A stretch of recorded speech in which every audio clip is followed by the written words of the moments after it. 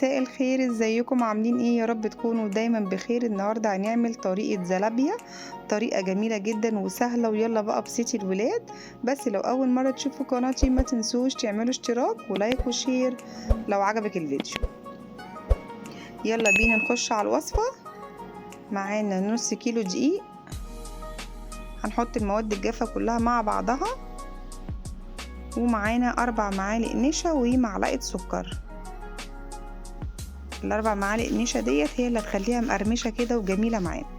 ومعانا نص معلقه بيكنج باودر، ومعانا معلقتين خميره جافه.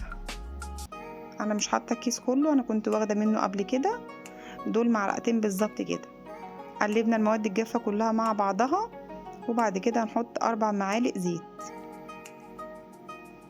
العجينه ديت ما بتبقاش متماسكه، يعني بتبقى سايله شويه كده.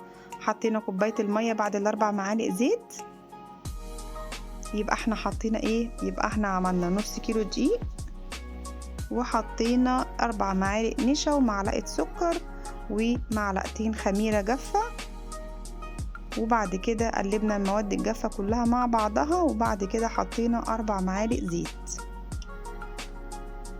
حطينا اول مره كوبايه ميه، وبعد كده هرجع احط نص كوبايه ميه تاني، وهقلب كويس جدا كده. بصوا، هو ده السمك اللي انا عايزاه، يعني ولا بتبقى خفيفة ولا بتبقى تقيلة. بس العجينة ديت احنا هنخمرها على مرحلتين.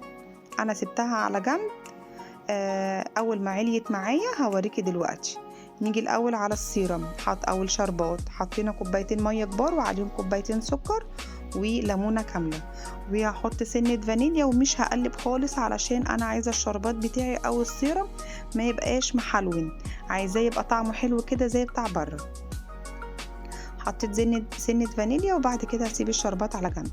انا هنا كده خلاص العجينة بتاعتي دي المرحلة التانية. انا سبتها على جنب. اول ما هبطت معايا، يعني اول ما عليت، هبطتها كده بالمعلقة، وبعد كده حطيتها برضو، غطيتها بستريتش وسبتها 10 دقايق او ربع ساعة لحد ما عليت سنة تاني. وبعد كده ايه؟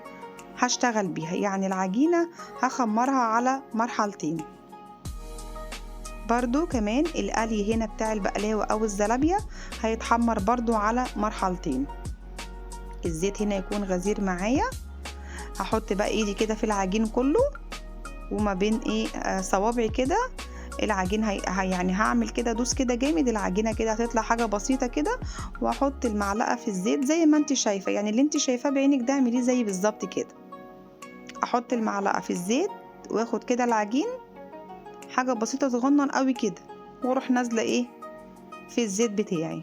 بس كده هعمل القلي بتاع البقلاوة او الزلابية، هقليه على مرحلتين علشان يبقى هشة كده من بره ومقرمشة، ومن جوه تكون طرية كده وتبقى طعمها تحفة. ما تعمليش القلي على مرحلة واحدة، اعمليه على مرتين. تمام. هنزل بقى كده العجين بتاعي كله كده زي ما انت شايفة، بس لازم المعلقة نحطها في الزيت ونرجع ناخد بالعجين علشان المعلقة ما تبقاش لازقة كلها عجين. بس كده، هو ده الدرجة اللون اللي انا هشيله وهرجع احمره تاني.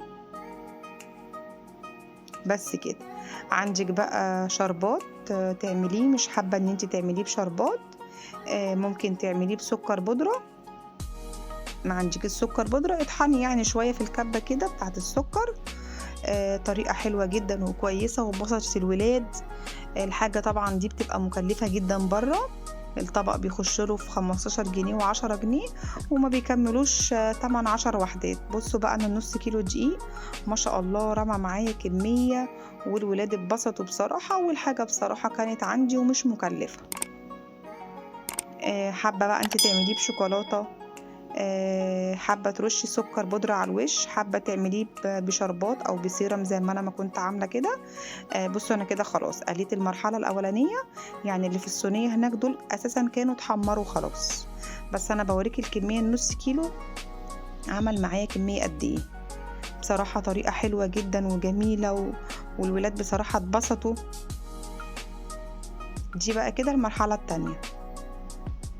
بس كده هتنزلي بقى كده لازم يكون الشربات أو السيرم يكون بارد، يعني مجرد ما تطفي عليه حطيه بقى على جنب كده يبرد خالص، وبعد كده نزلي الزلابية أو البقلاوة، علشان لو هو سخن والعسل سخن اعرفي إن البقلاوة أو الزلابية هتطرى معاكي.